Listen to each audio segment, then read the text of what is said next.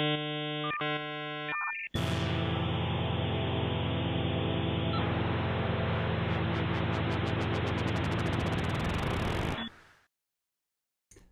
is Talking Stations, a show about EVE Online. I'm your host, Artimus Albosa.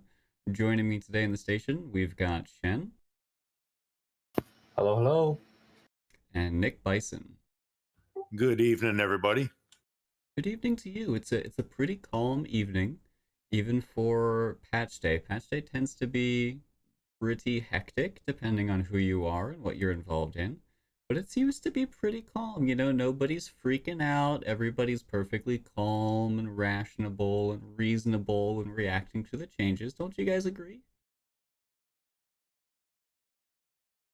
Overall, absolutely. I mean, there's the standard folks that are, they got to complain about a little bit, but overall, this has not been horrific at all. Yeah, it's not bad, but there is going to be extended downtime tomorrow again. I think there's some big fixes to a lot of problems that were brought up by today's patch. Fair enough. Well, let's not bury the lead. So today is Tuesday, September something. What is today? September 14th. 14th. And it is patch day. Today we saw not only some major game updates, but also the release of the new Gateway Quadrant. Worth noting, in case you're confused, like, hang on guys, this is Quadrant number 3. What's the deal here? I should clarify, CCP releases based on quadrants and not quarters. So a quadrant means that there are 4 parts. A quarter means there are 4 equally sized parts. So they're going to be different sizes. They can come at different times based on, game development release schedules and all of that jazz. But let's go ahead and get straight into it. What happened today with the Gateway Quadrant? Somebody want to run me through it? Yeah, I'll nominate Shen as tribute. Go ahead, Shen. Okay, so with the Gateway Quadrant, first of all, just like always, you have a devlog. So this is a devlog you can find on the EVE Online website under news. So it's basically talking about, I think, 2 big parts to this quadrant. I mean, the biggest one out of the 2 is new player experience, or NPE. So first of all, there's a trailer along with basically every quadrant. So this trailer, if for anyone curious, is the same one, or I think it's the exact same one that they showed at the beginning of the new NPE. Yeah, I believe that's true as well, which some people are taking a knock at CCP for using it, but given the number of times that a player has joined EVE and they see like the intro cinematic or whatever, and we're like, yeah, that's cool, but here's This Is EVE, the old trailer from back in the day, with all of the real gameplay and what have you. I'm personally happy with like this as an NPE trailer, and also this as the trailer for Gateway, the content, because it's so focused around the new player experience. It's really freaking cool looking, which is what you want from a game trailer, right? So I don't see what people's problem is. I really like it. I think it's got a cool vibe to it.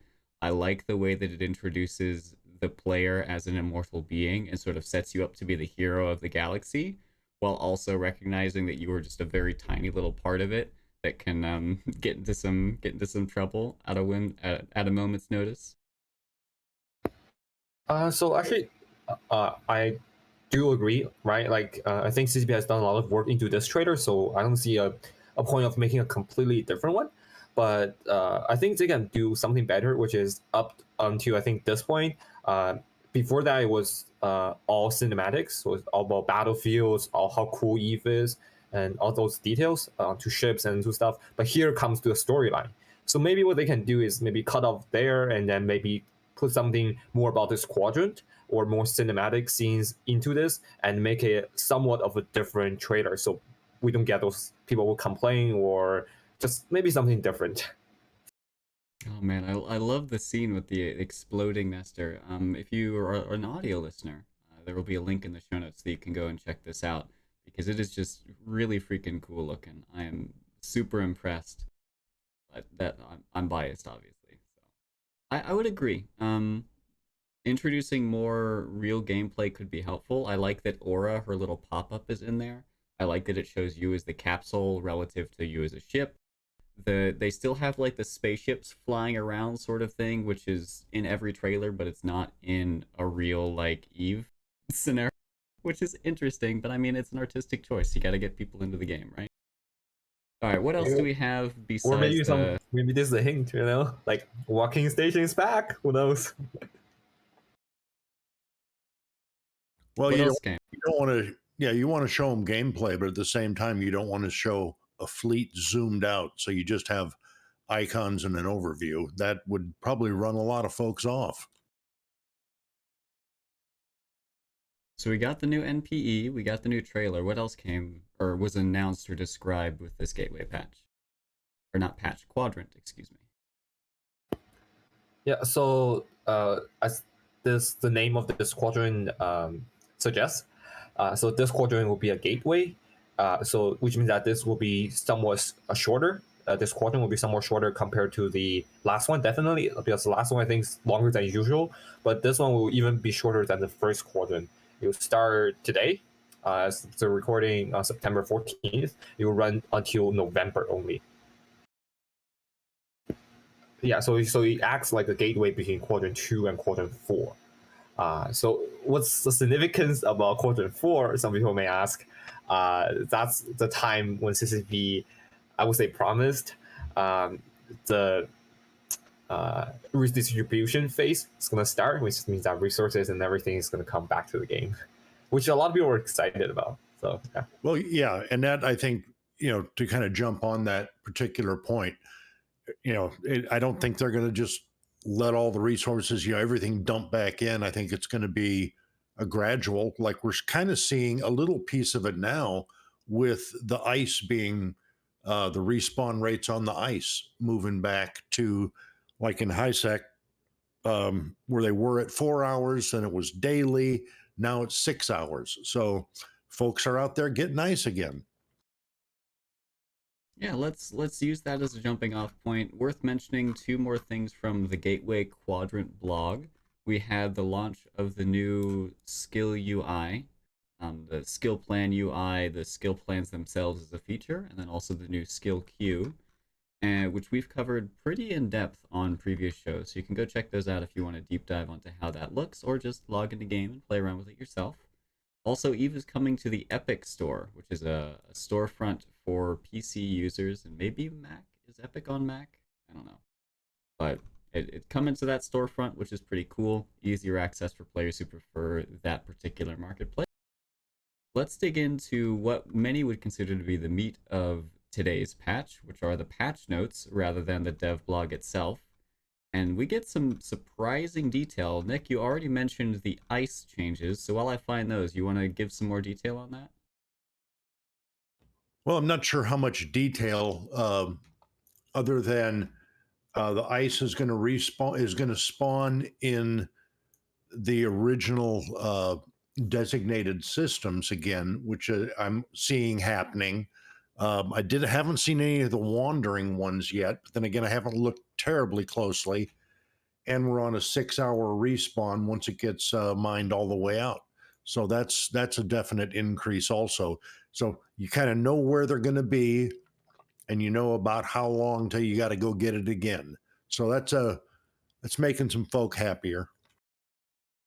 And for folks who are maybe unfamiliar with how ice mining tends to go, give us like help somebody who's always done level 4 missions or who's only ever been in nullsec doing the F1 monkey fleet battle stuff. Like, describe for them what is it like to be in an ice field and what is it like to participate in this gameplay.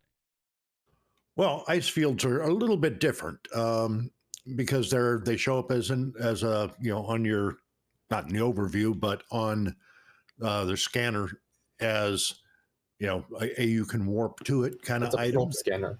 Yeah, and it's right there. You can warp to it. Most folks are going to show up. You'll see anything from retrievers, Mackinaws, skiffs. I just forgot the T1 skiff's name, but Procure. Procure. Thank you. And then Generally there's a booster or 2 or 3 out there, depending on how many different groups are out there. Where I'm currently at, there's 2 boosters in there and about a half dozen miners of different flavor type ships. And, everybody's boosting for each other. They kind of ganged up together into a fleet and working their way through the belt. Awesome. And then that respawn, I know when I first started Eve, it was during the 4-hour HiSec ice respawn sort of thing. And our corporation eventually based in an area explicitly because there was an ice belt in that system. And we would have like timers set up. So we would aim to mine out the belt before dinner time. Everyone would go to dinner, and then everybody who could stay up late, who didn't have family or didn't have work the next morning, would come back on for the next respawn. And that was sort of our goal. We essentially scheduled our game time around this respawn timer, and it was always fun if you could clear out the belt super fast that first time, because it meant you could get a second belt before everybody had to go off and go to bed. So I'm excited to see that mechanic come back. I know the markets are super excited to see that mechanic come back.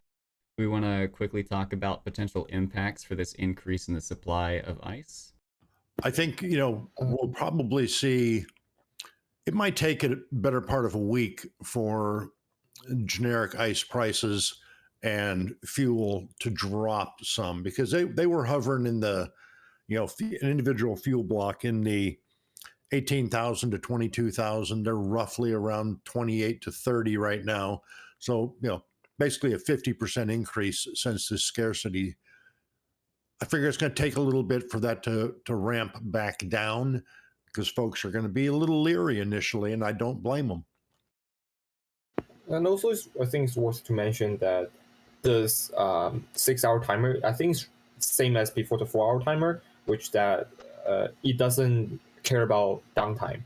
So it's not like after downtime it's going to respawn. It's just going to wait for that timer to pass. Oh, absolutely. From when the last rock pops. Yep, you're correct, sir. I'm very curious with the market. So with materials that are harvested by players, there's this interesting effect where if a change increases the supply of that item, then what you can do to adjust is adjust just the way that your buy orders are set up. So I always like to measure the impact of an increase in supply by looking at, okay, how are the buy orders changing over? And there's a wonderful way to do that if you check it really close to patch day, which is that typically the rest of the universe will adjust more slowly than the JITA market. I think this is most obvious with like taupe, so further down the manufacturing chain, where you can see some areas of space, even other hubs, have significantly higher priced buy orders because those players they're in that other hub because it's less active. They don't have to check their orders as often, which also means they adjust more slowly whenever changes occur to the ecosystem and the market needs to adjust. So we can see here, like there's a 10% difference between Amar and JITA for various taupe prices. How much of that do you think is JITA just being so hyper competitive that the folks that trade out of there they seem to be more on the immediate pulse of what they can get away with, for lack of a better term? I think that's exactly it. How about you, Shen? What are your thoughts on the market suggesting? I mean, with the oxygen isotope, I think the one you showed earlier, that one is the most highly demanded. So this was a screenshot of JITA. I think that's an hour before now. So this price used to go like 2,500, I think, to the highest during the war, and now it's going back to around 1,000. So we can really see. I mean, it has been decreased over time, but just with this update, I think it has a lot of weight on the price. I mean, it is a big change from a day of timer to 6 hours. Yeah, like the median day price universe wide yesterday, even 2 days ago, was around 1,500. Now you're down to 1,000. So that is a pretty, what is that, a 30% decrease from the original number? That's a really fast adjustment and a really significant one as well.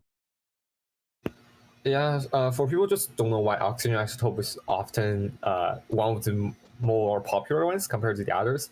The reason being, so all four factions has their own isotopes, but war, so the local use oxygen isotopes, which means that they have more consumptions, but compared to other factions, I think they have less productions, just by its geographic of New Eden. All right. What other changes do we have in the patch notes today that are worth mentioning? I see just below the ice change, there's a note that they increased Mercoxit quantities inside asteroid belts by 200%, and also some adjustments to the spawn rate of Mercoxit anomalies. What is, for those unfamiliar, can you help me describe what Mercoxit is and how it interfaces with the EVE economy? Okay, so mercoxide can only refine one type of mineral, that is a morphite. Morphite is very different from all the other minerals. So this is the only T2 minerals in the game. The other ones are T1, like titanium, pyrite, and all the others. So this one is being used in about every single T2 production, no matter it's modules, ships, even ammos, to drones, everything. You can think about has a T2 logo on it, it requires morphite. So that being said, it's highly demanded. But with the war going on for the past year and with scarcity, the price used to go about 10,000 to, and during the war, the highest was about 100,000 plus. So that's a issue I think was brought up over and over again to CCP, and CCP right now is taking action about it. And now we're seeing the increased amount of anomalies and the amount of rocks in those anomalies too. So Mercoxide traditionally were only able to be mined in minus 1.0 true sec. So that's basically like only a few systems in the entire universe. There's only like I think 10, maybe more than that. Like so, it's basically on the edge of the map. So and mining Mercoxide requires very high skills compared to mining any other wars in this game. So about mining any other wars, just you mine them with, let's say, mining lasers or strip miners. But for this one, it requires something called deep core mining, which is a skill that requires a lot of training into it. And with Mercoxide, if you don't have deep core mining to 5, each level of deep core mining will reduce 20% of the toxic gas spawning, which means that it will basically damage your shield. So it is a very dangerous rock just to mine. So there's a lot of challenge going into it. That means the price of that will traditionally be higher, and is one of the most lucrative ore to mine if you want to just mine for ISK. Absolutely. And I think that, it bears repeating what Shen said right off the bat is Mercoxic and, obviously the morphite is required to build anything T2. Yep. And it'll be interesting to see the adjustments in various T2 items because of its ubiquity in terms of manufacturing usage. It's hard to picture the impact of this on any individual item to pull it up on stream.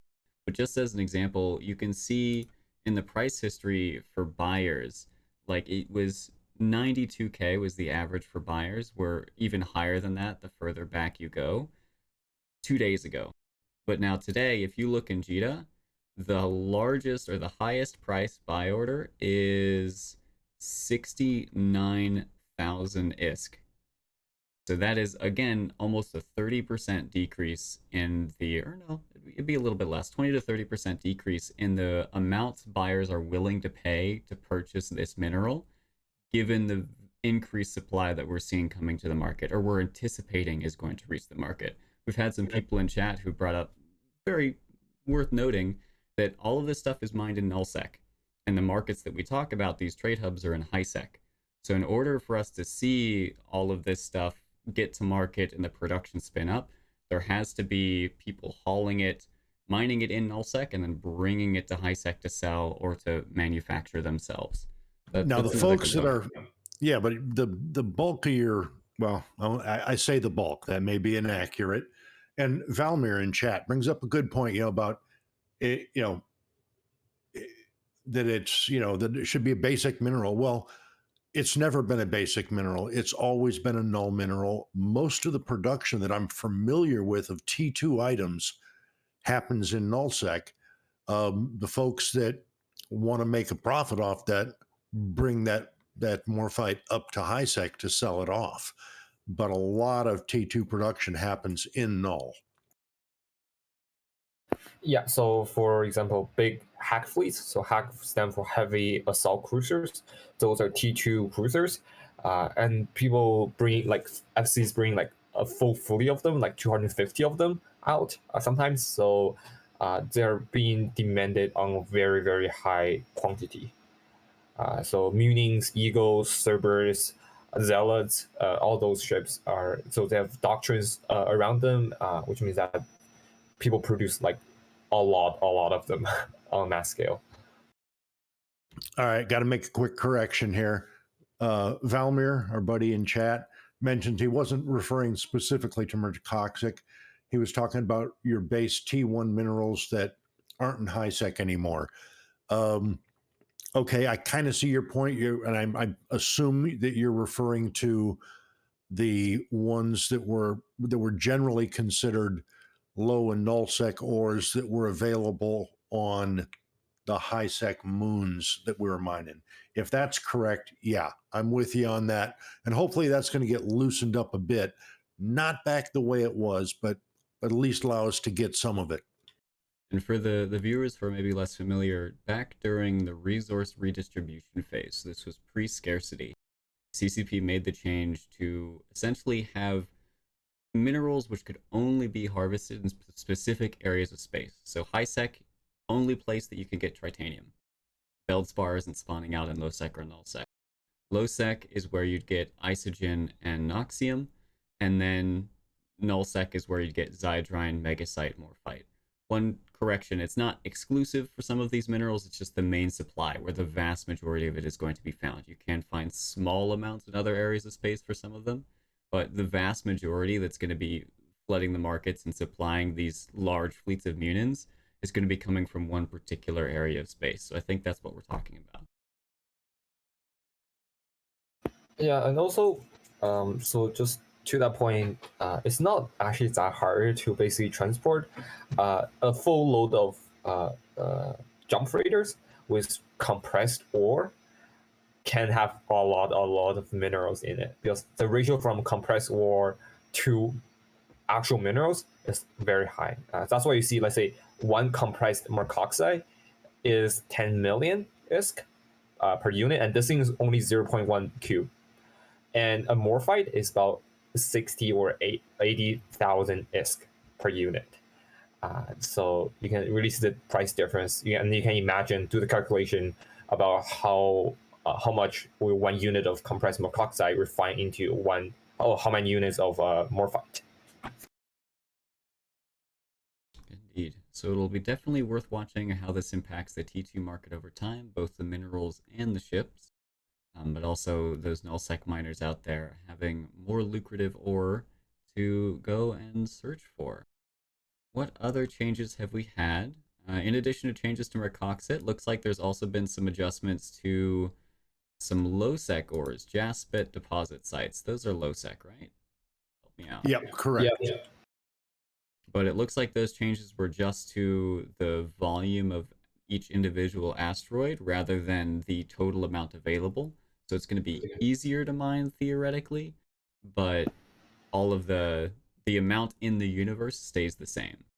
Okay, right. Go ahead, Shen. Okay, yeah. Easier to mine is so you get less ore at the end. First of all, it's different volume and different number of ores as well. So it's going to be less rock, and each rock is going to be smaller. So which means that at the end of the day, you'll get less mineral out of it compared to, like, let's say, before the change. I'm not sure you'd get less mineral. They explicitly say they haven't changed the quantity of the resources. So if you just, like, imagine having a one giant rock, then you blast it and it's got all the smaller rocks now, like, there's the same amount of material there. You're going to get the same end minerals out of it, but I think you had a good call there. With the smaller rocks, it's harder to mine, especially if you're using drone ships like an Orca, like a Rorqual that has to move from rock to rock. Yeah, the if it was 10 rocks at the nominal size of 10 each, now it might be 2 rocks at 50. So I mean, you're not going to have to swap targets anywhere near as often. And also here it says adjusted, so like who knows if it's like increase, decrease. I mean, we'll see. Indeed. Well, one thing we certainly know is decreased was the spawn chance for all extra mycosaurocin gas sites in nullsec and lowsec by 60%. That is a massive adjustment. You may not think so, given the 200% adjustments to Mercoxit, but relatively speaking to normal tweaks and changes that we're used to seeing, 60% is huge. And boy, are we seeing it in the markets. The cost of this, again, you can see for the gas that we're talking about, that I'm not going to try and pronounce again. The rest of the universe still has sell orders for 25, 30, 40,000. In Jita, the lowest sell order you're finding is 90,000. And even if you go to buy orders, you're still seeing up at 50,000 for the highest Jita buy. So if you've got a hauler to spare and a little bit of time, you could head to heck right now, buy up all of this gas, fly it over to Jita, sell it to buy orders, and make yourself a pretty penny. So I guess I'll explain why that's very important. Go for So it. those kind of I'll just say the new gases for boosters. So that's what they were known before, the booster gas. So they spawn in low sec and null sec, and I think part of high sec as well, some constellations. So before the last big industry update, they were only used in boosters, and now they're being used in faction ships, both the Navy faction and the pirate factions. So any faction right now, any faction ship right now will require this kind of gas in one of its components as part of the material for that component. And so adjusting this will basically adjust the price of Navy and pirate faction ships. So that will, but that's actually an interesting note. It exclude the Lashak and the Thunderchild. So because those two don't require any like say faction components, but the other ships does. That's a good thing to point out. Once again, I think we're going to see the instance where it's going to take a little bit longer for the ship markets to adjust based on these changes relative to the raw resource. And even then, given that the resource itself is a portion of the whole inputs to the ship, it might not adjust as much. So the changes aren't going to be as pronounced, but they should get there eventually. Definitely something to keep an eye out for. Yeah, and those gases are actually the main cost right now for those ships. Oh, But wow, also really? with those faction battleship and faction and those Navy ones, uh, there's actually another way to getting it, which is using the LP store to trade for direct LP to ship instead of LP to blueprint, which means that there's going to be a cap. Whatever the LP or the mission runners think will be, like, let's say this is the highest I can totally sell my Macario or my Nightmare to Jita with this price, it's worth it, then that will be the cap. If production cost is higher than that cost, therefore no ship theoretically will be produced by any industrialist to the market, right? Because the price from mission runners will be much more competitive than those being built. I think one important note there is theoretically, unfortunately, we have, well, maybe fortunately, it depends on your perspective, but it's well known that there are many industrialists in EVE Online who fall into the trap of my ore is free. And so they will happily produce ships over and over and over again for below what they could get if they just compressed the ore and sold the ore as it was, which is fine. I think the people producing more complex things, such as these pirate faction battleships, are probably clued in enough that they're not going to be doing that. But it is entirely possible that we see people producing these sorts of ships for what is effectively a loss. I had that backwards. We're talking about a price ceiling, not a price floor. Excuse me. Yeah, because they're not valuing their own time in game, and or that's what they value their time at. So I think a lot of other industrials, especially the smaller scale guys, generally don't sell at a loss because they're just they're not hyper competitive, but they just want to check it out. And also, okay, I'll just go back to my point about Loshak and Thunderchild. So those two are the Triglavian and the Edencom ships. So what they require instead of those new components or those faction components, they require the crystalline exogen 10 and the 0-point condensate, which is materials you get from Abyssal Dead Space. So I mean, their price is about the same. Actually, I've done a calculation run on the Thunderchild. The cost right now is the production cost. So it's about 1 billion, and right now they're selling a bit more right now. I think on Inchita like 1.1, 1.2. Yeah, Inchita right now. So they are at their production cost literally with the Thunderchild. All right. I don't know. You think that's going to adjust much, or has it been like that for a bit? It's not gonna adjust unless the price of minerals and PI, like bacteria, water, oxygen, those things gonna go down. This is not gonna change. This is like solid right now with the price. Maybe it's gonna go down to like say 1 billion. I think that's more likely. I mean that's a build cost essentially right now. I've done the run with that, and part of that is the LP or the blueprint for the Thunderchild. You get them from DED. Which you run sites in random places with those storms, metaluminal storms. You get LP, and then you trade items and LP to DD, and then you get blueprints. And so blueprint is about 300 mil ish, and then the actual material is about 700 mil. Right on. Heading back to the patch notes here, do we have anything else that we really want to dig our teeth into? There's obviously going to be lots of little tweaks and gameplay the one stuff. you just go back up. So structure and deployables, that one's a big one. So remove the ability to launch personal deployables in new player starting system and create in solar systems. So this was I think an issue that were brought up to CCP that for new players, as soon as they dock up in those new stations or near the old stations, you see a lot of mobile depots. On there is basically ads for corporations, alliances, either in nullsec, in highsec, or in lowsec, or in wormholes. So some people say that's going to affect, which I think part of that is true, like affect a lot of players' experience, right? You just see this overview that's filled with the mobile depots, you don't know what to do, right? I mean, part of that is also advertisement for players to get into their own corporations. But right now, CCP has basically effectively removed all personal deployables in those systems. Yeah, I mean, I would be upset about this. We've had this discussion before on the show, and I think it's a cool vibe to have all of these advertisements so that you get launched into the cold, dark New Eden, although it's more bright and colorful now than it used to be. And everyone is trying to scam you. Everyone is trying to make you a part of their slave labor force.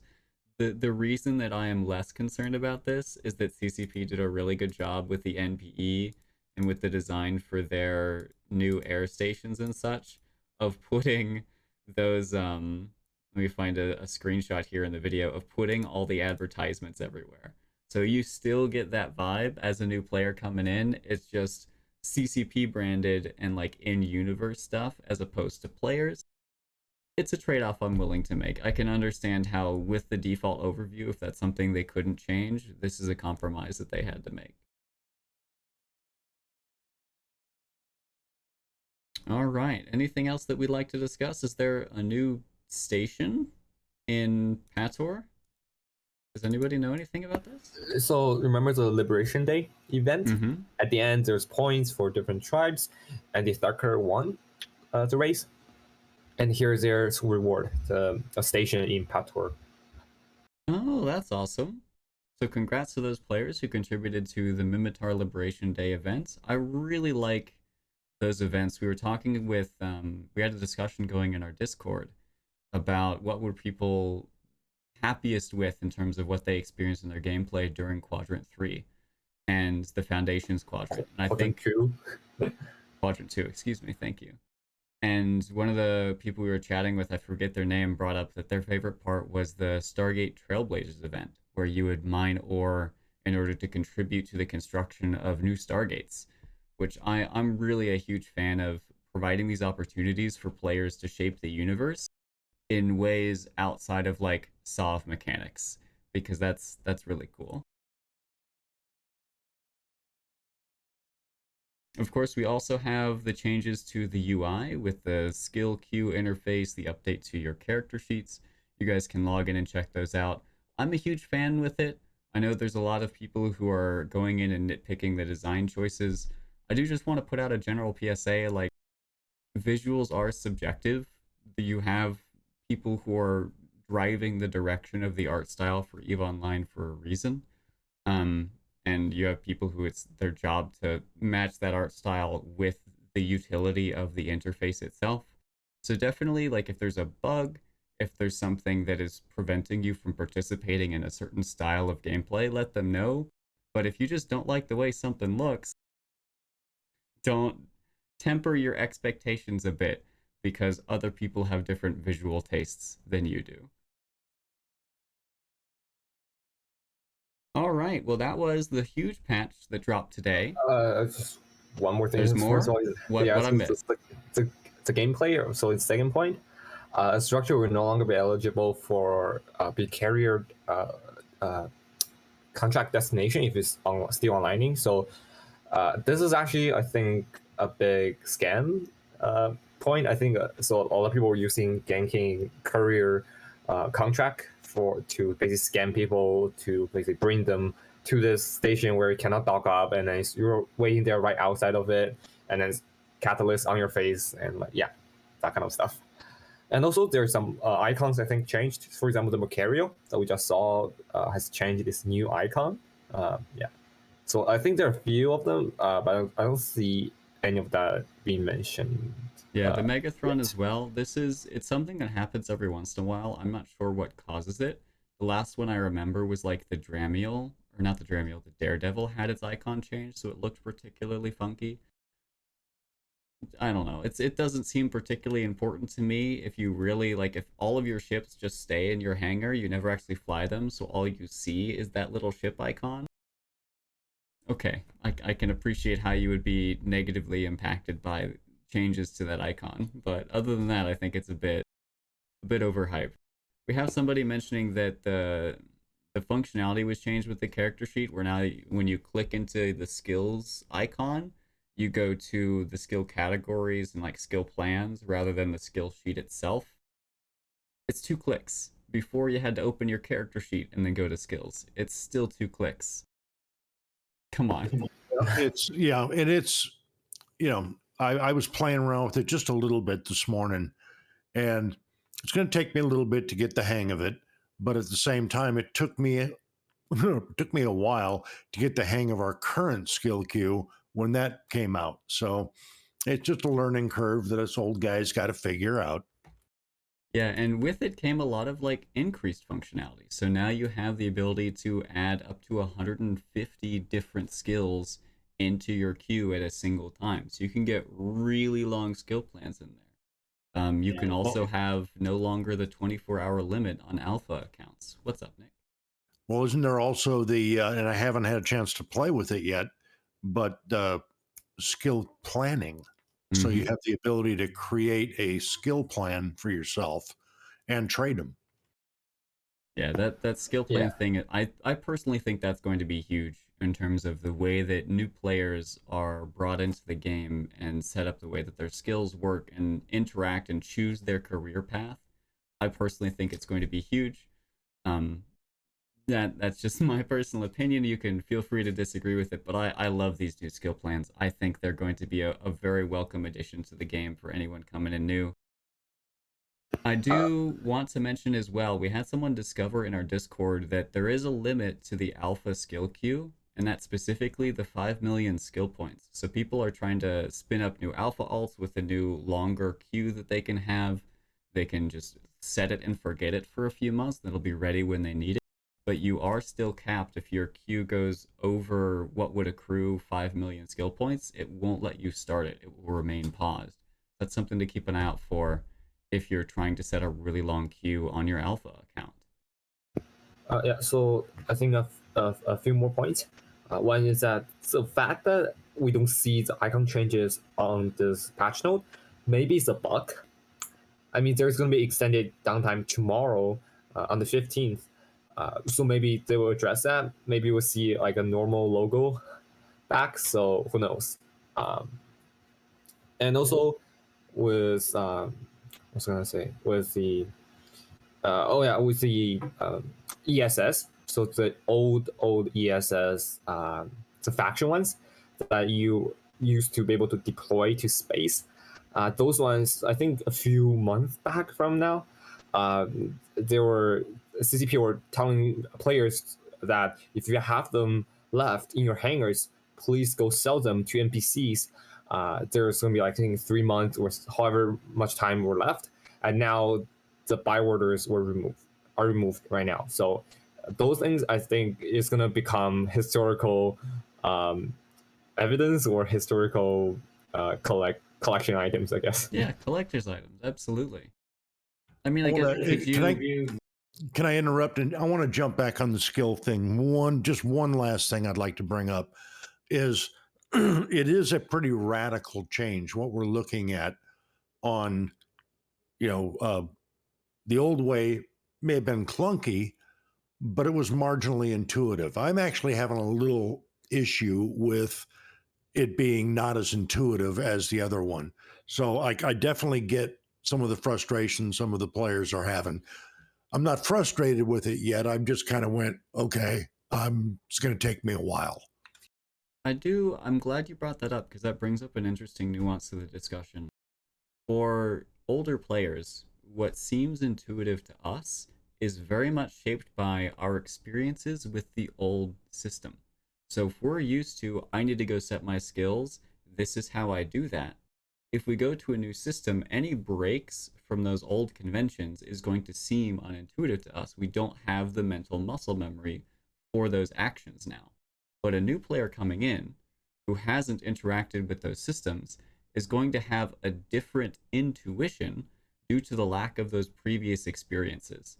So I agree that it is very much going to be an adjustment period for the older players, but I'd just like to caution older players if you're trying to judge what is intuitive for a new player based on your experience, you have to remember the new players don't have the mental muscle memory of the old systems impacting their intuition for where to click to do a particular function. I'll give you that one.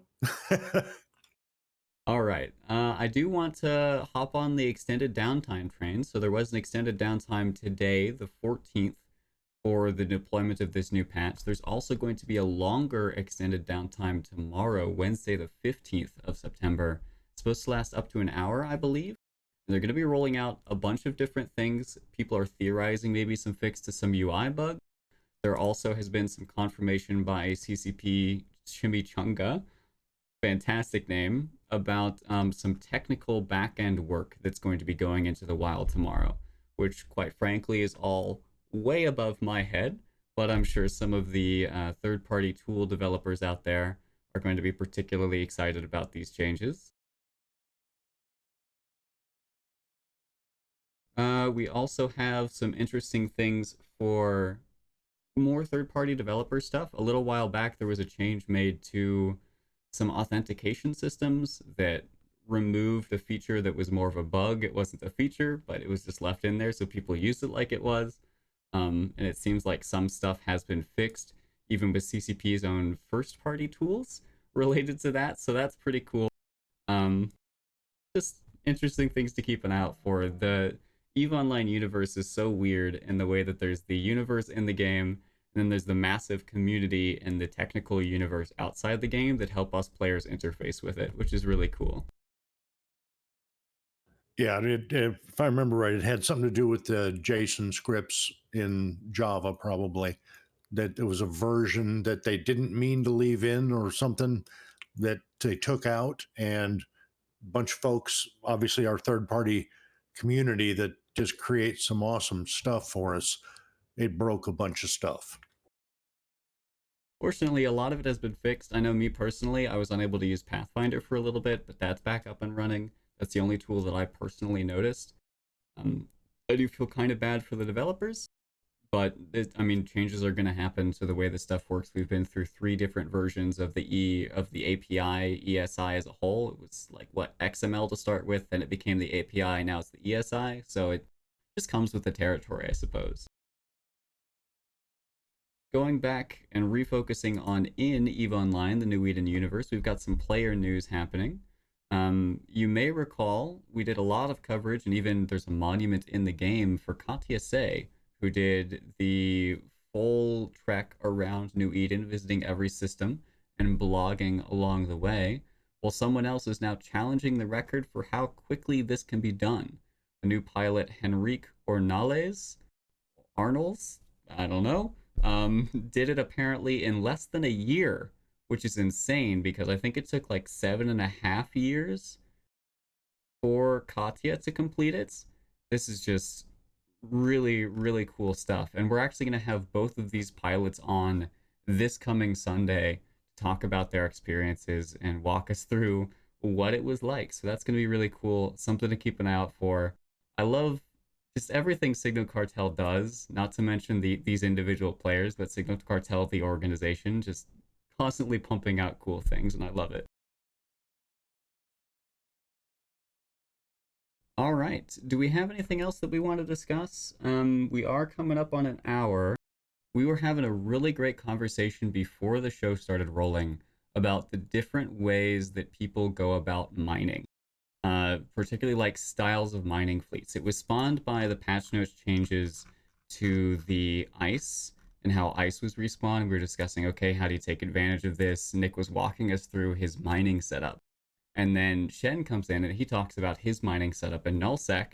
And I'm over here in wormhole space talking about the intricacies of mine. And it was just a really fun conversation that I kind of want to continue. So just to catch everybody up to speed, Nick, you're mining in HiSec, right? Yes, currently mining. Now I have mined in all 3 of the major areas, high, null, and wormhole. I have not mined in low sec, so I got no dog in that fight. But yeah, that's where I'm currently at. Right on. And then Shen, you're mining in nullsec, right? Yeah, I mean, ice mining was like a long time ago, I think. I mean, before this patch, we had no idea, like, because the belts were little and like, it's very hard to mine. It's not that safe either. So I've been mining like a while ago. Yeah. Right on. Yeah. And then I am mining in wormhole space. I've also mined in nullsec and in HiSec and a little tiny bit in lowsec. I do want to mention lowsec mining just as an honorable mention. You're going to be left out of this discussion, but I think we've begun to see a real resurgence in the amount of lowsec mining, specifically from nullsec entities who are harvesting the resources from the moons, which can no longer be harvested passively via just a pause. You have to go out and actually mine the ore. And we're starting to see a increased interest in this activity in an organized fashion from nullsec groups. So that's definitely something to keep an eye out for if you're living in and around lowsec. Maybe that could be content for you for hunting purposes. Maybe you're a lowsec player who might join a nullsec group so as you can stay in lowsec and mine. Who knows? But in terms of mining itself, I know my setup in a wormhole has recently changed. So I'm new to the whole industry thing. I'm trying to learn. I started the game as a HiSec miner, left that gameplay a while ago, came back to it a little bit during Works Online, got bored, trying to learn the new industry changes, so mining is a big part of that. And I started out with an Orca and 3 Covetors, because I didn't want to splurge on the T2 Exhumers when not all of my characters could fly them. Got ganked pretty quickly, because wormholes are dangerous, And so now I've gone to a porpoise and 4 retrievers that are just permanently aligned. So I'm mining on a moon, and they're just permanently aligned back to my citadel. So that at any point, if I see dictors warping onto me, it literally happened last night, I can just warp straight out, don't get caught. So a big focus for me when I'm mining is how do I maximize efficiency while ensuring that I can stay mobile and get away when dangers appear. I'm guessing it's going to be kind of similar for you in nullsec, Shen, or am I completely off base? Oh, you're way off base. Shen's a crazy man. He's a min-maxer.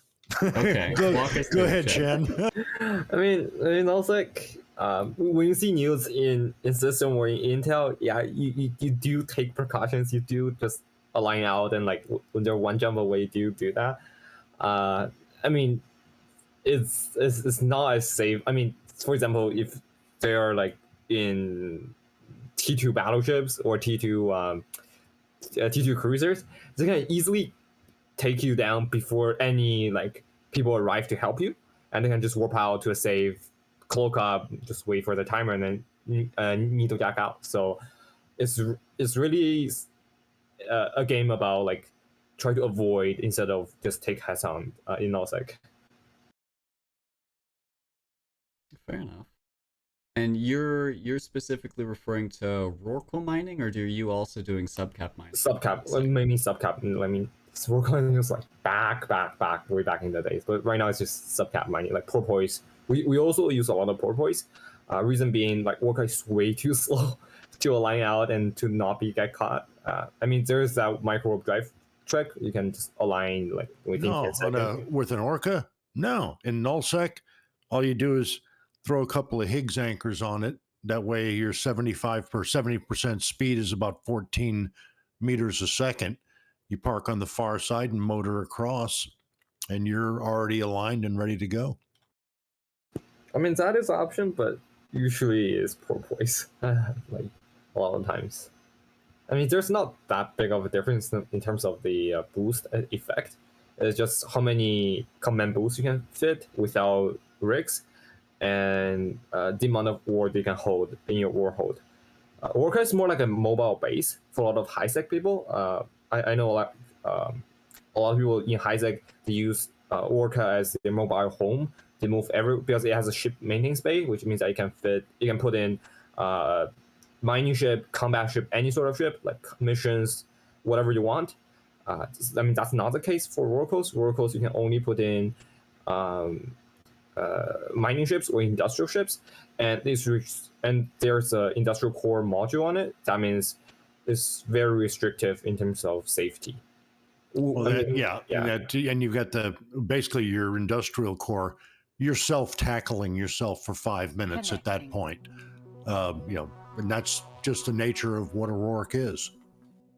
We should give a quick rundown for those who maybe aren't particularly familiar with mining gameplay. What are the different miners, and like give a general overview of what it's like to use them? Kind of chew that a little finer. What do you mean different types of miners? So like we've got venture, prospects, endurance, then we've got the covers, the mining okay. barge. Ship types. Gotcha. Yeah. Gotcha. Okay. Kind of just a basic overview. You've got some of your mining frigates, specifically on the ore line, your ventures and endurance, that are, venture especially is more gas optimized. Your T1 line of ore barges, Procure, Retriever, and Coveter, are for lack of a better term, the entry level of barge mining. And each of them has a T2 component, be it in order the skiff, the Mackinac, and the Hulk. They used to each be specialized, where the skiff was specialized toward Mercoxit mining. The Mackinac, hence the name, was actually specialized toward ice. And then the Hulk could just beat the hell out of any piece of rock. And that's originally how they came out. Now they're divided by tank, the T2 especially, by tank and yield. Your Hulk's going to get your best yield, has the worst tank. Also has the smallest ore hold. The skiff has by far the large. You can almost get a battleship-sized tank on that beast. Mines pretty damn well, but has a medium-sized ore hold. Mackinac, respectable tank between cruiser, battle cruiser size, good mining ability in between the other two, and has a huge ore hold. So it kind of depends on what you want to do and how you want to do it. You balance your own personal desire with your safety and what your risk you're willing to take with how you want to set up your fleet. Yeah, so like for me in wormhole space, even though a lot of my pilots could fly the T2 mining barges, they could fly the Hulk, the Mackinac, the Skiff, and get that extra yield. The risk is so great for me that I would over time end up losing money and having to rebuy the lost ships over and over again. So I just stick with the T1. I'm losing a certain percentage of yield over time, but I'm also like gaining more because I'm not having to replace 250, 300 million ISK ships every time I like am too focused on eating my pizza instead of warping away from the dictors that just landed on grid. I do want to give a shout out. We have somebody in the chat talking about putting 8 mining lasers on your Roke. So there are different kinds of mining modules. Generally, like 3 big groups. You've got mining lasers, which fit in turret slots. You've got strip miners, which only go on mining barges, and then you've got your mining drones, and excavators are like the capital tier of those. And so there's a long history, even before mining barges were a thing, of players just grabbing the biggest ship they could find with as many slots on it and cargo and going out and mining. I think Kriba is well known for flying his Veldknot, which is a Revelation dreadnought that's in HiSec from back in the day, and he'll just go mine Veldspar with it. Well, now we had the mining barges back then also, but the skills and the abilities were still fairly low. So you could actually take a Roke with nothing but mining laser 2s on it and outmine a retriever. But your ore hold, I mean, without exaggeration, you were dragging ore out of your cargo hold into a jet can about every 9 to 11 seconds. And that's not an exaggeration. So you were very attentive, but you had a hell of a tank. Yeah, it sounds like somebody in chat is saying a Praxis can now do the same thing relative to a Venture. Both of them requiring very little skill input. I think you can fly them both from day one as an alpha, but because of the bigger cargo and the more turret slots, you can fit more turrets and outmine what a Venture could, which is sort of the entry-level mining ship right now. Yeah, that is true. I've tried that before in my early days, beginning as a miner. If you don't have really high ship level on the Venture, it's actually Praxis better, at least in nullsec, because you have the ability to clear out rats way faster than the Venture. Because in nullsec, bell rats, I think this is a good time to mention them. They're kind of deadly. So bell ratting is a profession. People do that first of all for ISK and for the like occasionally spawning motherships, as we call them in belts. So basically, they're haulers from NPCs that will give you minerals once they die. So those you can like the max set you can get is 3 battleships plus 3 battle cruisers. Adventures or any bargers can't take that solo. Usually, for example, a procurer with a porpoise, combat faded or at least tank pretty well, can tank like a set of those and clear them out before their tank get breached. It's worth noting we haven't talked about gas mining yet, which is another segment that we should probably talk about, where you use specialized skills. So you need a very expensive for a new player. I think it's like 26 mil for the gas harvesting skill, and it determines how many gas harvesting turrets you can fit. And so to that extent, there's a cap to the number of them that you could fit to a particular ship. So you can't undock a Praxis and fill all of its high slots, to my knowledge. I think it has too many with gas harvesters.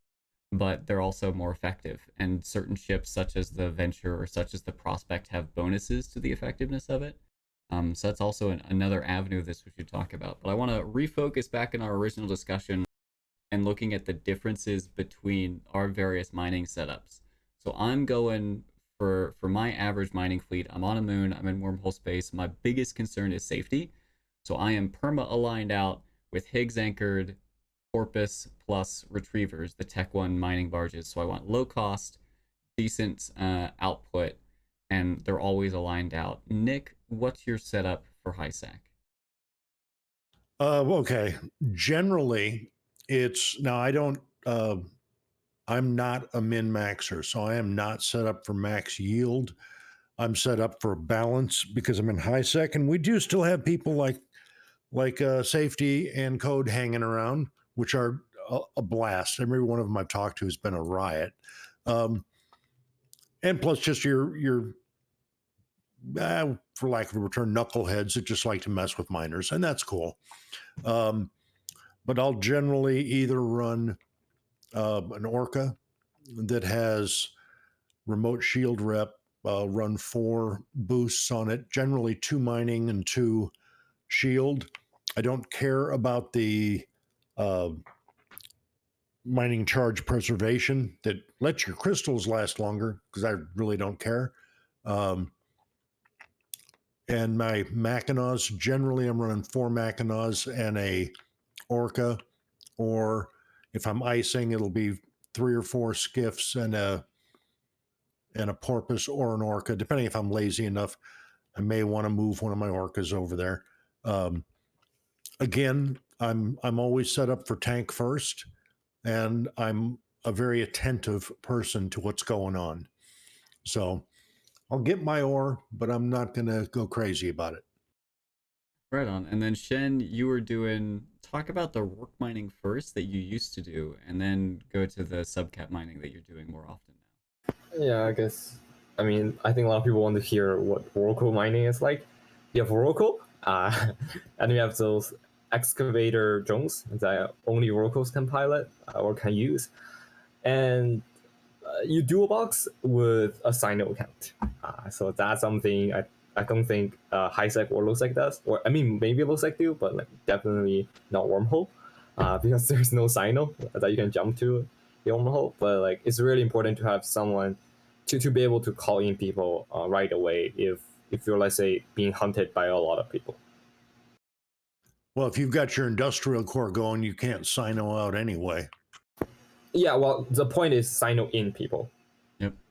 So it's less of understood. Gotcha. Less of you want to escape and more of you want to bring your allies in to kill whoever's attacking you. Because the Rorqual can get a pretty nasty tank on it. It's been adjusted over time with limitations to the amount of like capital and sil boosters you can fit or cap boosters you can fit to your ship. But it'll hold its own even against decent sized fleets. Well, plus it still has the panic mode or panic module, which basically gives it, depending on your skills, 5 to 7.5 minutes of pretty much invulnerability, along with. But of course, you ain't moving, you ain't getting out at that point. You're staying, and it also affects anybody in your fleet industrial that's underneath you. That also gives them additional. I'm not sure if it makes them invulnerable or just buffs them up a bunch. It's been a while since I've used them. It gives you 100% resist on your shield. So basically like a 100% buff. I just had a flash of a memory of back when Rorquals were first rebalanced with the panic module, and you didn't have to have an asteroid lock to use it. So people would use Rorquals to tackle super capitals and then just panic. And so you would have an invulnerable tackle ship holding you down. Man, that was so broken. Yeah, and then they changed it to where, obviously you had to have you had to have a rock locked in order to use it. Prior to that, you didn't, which was gamey, but got to hand it to those guys. That was pretty freaking clever. And even now, like with the rock locking requirement, if you go on like a Bomber's Bar fleet or a Spectre fleet or a relatively large whaling fleet, they'll ask for falcons, or if you're in like a frigate fleet, maybe kitsunes, to try and jam the rorquals before they start shooting them. Because if the rorqual is jammed and it doesn't have a rock locked, it can't enter panic, and your fleet stands a decent or at least a better chance of killing it before help arrives. I mean, Rorquals is not really that safe nowadays. I mean, we saw that like 9, I think, test Rorquals died within like a week or 3 days. I think with bombers, kickies, all those stuff. Yeah, it's not really safe, and people are definitely using more and more of them post war. But yeah, it's a lot of Rorquals dying too. Yeah, rorquals certainly do. They do die a lot, but I feel like the amount of ISK you can harvest in the meantime still makes them worth it. Um, let's talk about the subkept mining you're doing in nullsec, because that's something which is significantly less common, at least from my perspective, from my knowledge, than rorqual mining in nullsec. What's that like? So at least I use that mainly for Mercoxit mining, because Mercoxit, first of all, they do spawn in bells, but it's like only like few bells or a few systems that have them. So they now spawn more often in anomalies, which means that you have to travel. That means rorquals is not really good, and they're far apart with small rocks. And basically, that's like the death sentence for rorquals. You want big rocks. Like what you want literally is like all the ores in a belt in one rock, and your oracle just sit right beside it, have your drones on it, and that's it. So for Mercoxit mining, I use a procurer plus a porpoise. Procurer reason being, there's a chance of gas clouds coming out, which means that is not as safe, I would say, in terms of tank, because I think the other two, the retriever and the coveter, they can feel like 3,000 HP if they're fitted fully for yield, which means that like a single catalyst can just get it done like really quickly. But in Nullsec, it's more like, let's say, a Cloaky Loki or Cloaky Tengu, stuff like that. It's gonna shoot it within like a Do minute. you use the mining drones on your porpoise until a gas cloud spawns, or do you just is the porpoise just there for hauling and boost? So the porpoise there for mining. Yeah, I mean it's before this change. There used to be other rocks with Mercoxite in belts or in anomalies, so I use drones on those. But now with this gone, drones are being replaced with combat drones. So another big key thing in nullsec is those bell rats. So like I said, I think 3 battleship with 3 battle cruisers is not safe. It's not fun to just face it off with single procurer. So it's good to bring a porpoise. Porpoise can fit remote reps. It can fit local reps, and it can fit cap boosters, which means that you should have enough cap to be sustainable with the rappers going on. Also, porpoise not workout because it is much agile, which means that you can align out really fast. Let's say you see Intel one jump away, or it's in your system, you can warp the fleet right to that to that safe spot you have. Either it's like 0 on the structure or somewhere safe. There's also like an orca is just a bigger target. It's worth significantly more, like 5 to 6 times more. And if I'm a hunter, which I've done for the vast majority of my time in Eve, and I see 2 mining groups, I see one that's a porpoise and some barges, and one that's an orca and some barges, I'm going to try to catch both first. If I miss them, I'm remembering, okay, there's an orca in this system. I'm going to circle back to it in 5 systems to try and catch them again, because that kill is just that much more valuable to me, and it's so much more fun to catch what is effectively a capital-sized industrial ship in the orca. It's in a very weird mid spot, but it's considered a cap, to my understanding, for the industrial class. Yeah. I'm coming back as a hunter to try again to catch the orca. If I miss the porpoise on the first try, there are other systems. I can see what else is out there. I did as with a freighter and a bowhead, They're also considered capitals, even no jump drive like the Orca, because they all take capital components, capital chip parts to build. So yeah, they're big, they're expensive, they're slow, and nice targets. There was a question in the Twitch chat about how much ISK per hour you make in a Rourke, which for Rorqual mining and all the rest of the mining that we're talking about, there are way too many factors for us to give you an average number.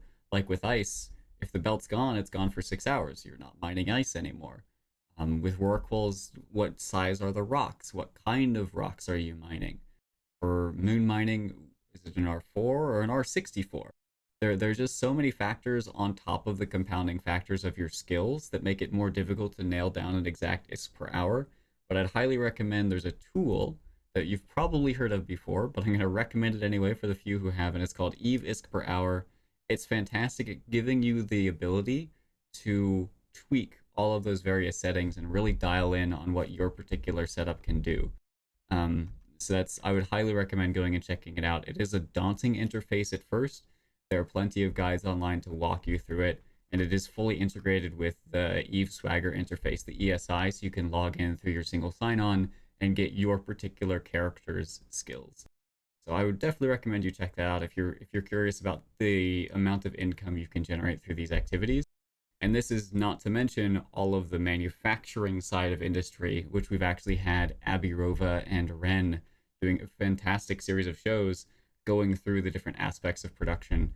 And they're going to be having another one coming up soon. I don't remember when exactly it is, but definitely keep your eye out for it because they always do fantastic work on those. Another way of potentially, because that's always a big question of ISK per hour, and I get that. And you alluded to partially how to figure that out based on your play style. What I did to figure out how that works with my particular play styles, it doesn't matter what I'm mining. With the way I've set up my particular mining fleet, I can get, whether it's, the assumption you got to go with is they're all huge rocks and I don't ever have to switch. With that being the case, I can fill it, basically my mining fleet, which comes out at 398,000 M3 in 32 minutes. Okay. The more I have to switch rocks, that's going to slow down. And it doesn't matter if it's a rock or ice. That's how quickly I can potentially do it. Fair enough. Yeah, that's another great way to measure it. All right. Well, do any final thoughts on our tangent of our various mining setups and what we're doing there? Shall we wrap things up? Right. I'll say one thing is high sec suicide ganking. I think, like Nick said, it is still like a big thing in high sec. As we're seeing right now on the kill board, the retriever and the counter, they're extremely easy to kill. Just one catalyst can pop one of those. A catalyst is about 5 million, well fitted 5 to 7, and a T1 barge is about 70-60 million nowadays. So I feel like there should be adjustment in terms of the tank for those ships. But yeah, I mean it's up to CCP to fix that. I'm going to go with, I have a healthy respect for the guys that are out there. They're professional gankers, all right? Because they're no shit, excuse my language. They plan it, they scout it, and when they come, it doesn't matter if you're in a retriever with no freaking tank or if you're in a maxed out skiff. If they've already scouted you out and they're coming, your odds of survival are probably under 5%. They're coming for you. Play accordingly. Watch your local. If you have to set some of those groups to an orange or red color, so you see them coming into system, more than 2 of them, get the hell out. Keep your own list of who you think their scouting alts are, because they're around. So you just got to be wary. Got to watch the game. Yeah, I just feel like there should be more consequences associated with suicide ganking. I mean, there are too little cost right now, I think, in my opinion, to just basically suicide ganks a barge that's fit for. I mean, even if it like max for tank, it's not that much tank either. Like 2 catalysts maximum to kill one. Yeah, I think the interesting part with ganking, when you think about risk versus reward, because that's the decision you're making as a miner. When you're choosing, do I bring a procurer or do I bring a coveter? Or I guess the retriever would be a better comparison. And do I fit tank or do I fit for EHP? You're making a choice about risk versus reward. How easy is it to gank me versus how much money am I going to make in the meantime? And in other areas of space, low sec, wormholes, null sec, you can easily identify when you're in danger. I think more so than you can in high sec, given the fact that these gankers could be literally anyone, and you're not going to know until the catalysts land on grid with you. And they can scout you freely. You would never know. I think the information increases, or that lack of information increases the risk of ganking relative to your risk of loss, and makes it more difficult to do that judgment call, especially when you're surrounded by the rest of high sec, which if you're flying around, you're pretty safe in high sec. There is somebody in chat saying there's unbalanced because there's basically zero risk for the ganker. Well, I'm not going to say zero. Now, first of all, I'm no fan of gankers. All right. I don't like that play style. I think they're low life scum and need to be eradicated. That said, I respect the play style and the effort they put into it. And, I got to deal with the fact they exist. Yeah, and we've talked to one of the guys who multi-boxes it and does the freighter ganking and like Uedama and what have you, and it is a math problem. You say there's zero risk, they're making the same risk versus reward calculation as you, they just assume their ship dies. And so they can make that calculation more simply than you can as the miner, because there's a probability that your ship dies, whereas they have a certainty that their ship will die. So they are risking something. They are definitely going to receive loss. It's a matter of how much value can they get out of it. And for the gankers, some of them just do it for fun. They do it to troll. They do it to be mean, which is fine in the EVE Online universe to an extent, as long as you're not griefing.